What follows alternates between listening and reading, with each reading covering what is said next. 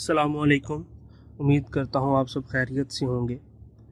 अल्लाह ताला ने इंसान को इस दुनिया में बेहतरीन तख्लीक करार दिया है और इस बेहतरीन तख्लीक के अंदर बहुत सारी सिफ़ात अल्लाह ताला ने पैदा फरमाई हैं, लेकिन इंसान कभी कभार ऐसी नाशुक्री बातें कर देता है, ऐसी नाशुक्रापन अख्तियार कर लेता है कि जिससे अल्लाह ताला बहुत सारी चीज़ों से हमें दूर कर देते हैं।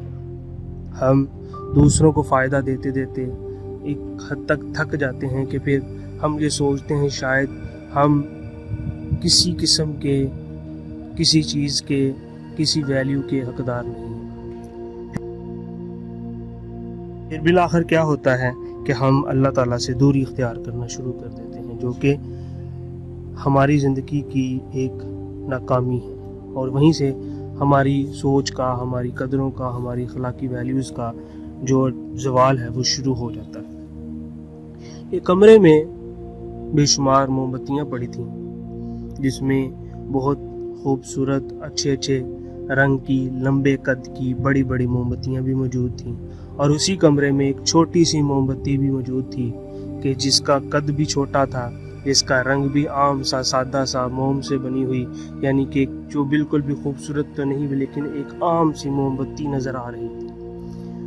तो कुछ ही देर में वो मोमबत्ती के दिल में ये ख्यालात आने शुरू हो जाते हैं कि मैं तो हकीर हूँ, मैं तो नकारा हूँ और मुझसे भी अच्छी खूबसूरत मोमबत्तियाँ यहाँ पर मौजूद हैं। इसी दौरान, इसी सोच में, इसी वहम में रोशनी मध्यम पड़ जाती है, यानी कि अंधेरा हो जाता है और एक बुजुर्ग शख्स कमरे में दाखिल होते हैं। और जैसे ही वो कमरे में दाखिल होते हैं तो सबसे पहले उसी छोटी सी हकीर सी मोमबत्ती को जलाते हैं तो कमरे में रोशनी हो जाती है। इसी तरह वो एक एक करके तमाम मोमबत्तियों को जला देते हैं। वो तमाम मोमबत्तियाँ जल जाती हैं और हर कोई एक ही तरह की रोशनी दे रही होती है। ये नहीं देखा जा रहा कि कौन सी रोशनी है, कौन सी रोशनी नहीं है, कौन से रंग की मोमबत्ती कौन सी रोशनी दे रही है। हर एक की रोशनी एक जैसी है और बिलाखिर कुछ ही देर में मोम पिघलना शुरू हो जाता है और वो मोमबत्ती सोचती है कि अब मेरा क्या होगा,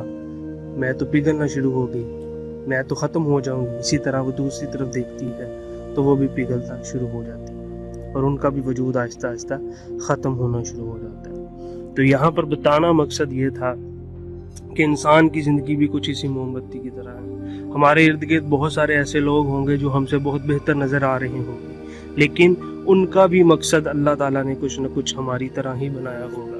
वो भी हमारी तरह ही काम कर रहे होंगे। रंगो लिबास के लिहाज से वो हमसे शायद मुख्तलिफ हों, लेकिन वो हम जैसे ही हैं। अल्लाह ताला ने हर इंसान को उसकी सिफ़ात पर पैदा फरमाया है। हर इंसान के अंदर कुछ खूबियाँ हैं, कुछ खामियाँ हैं, लेकिन कभी भी अल्लाह ताला से नाशुक्री नहीं करनी चाहिए। हम इस दुनिया में दूसरों को रोशनी देने आए हैं, चाहे हमें खुद को ही क्यों ना कम करना पड़ जाए, चाहे हमें खुद को ही माइनस क्यों ना कम करना पड़ जाए, लेकिन हम दूसरों को रोशनी देंगे और रोशनी देते जाएंगे और अल्लाह का शुक्र अदा करेंगे, ना शुक्री इख्तियार नहीं करेंगे। इसी में हमारी बका है और इसी में हमारी दुनिया और आखिरत में कामयाबी है। जज़ाकल्लाह।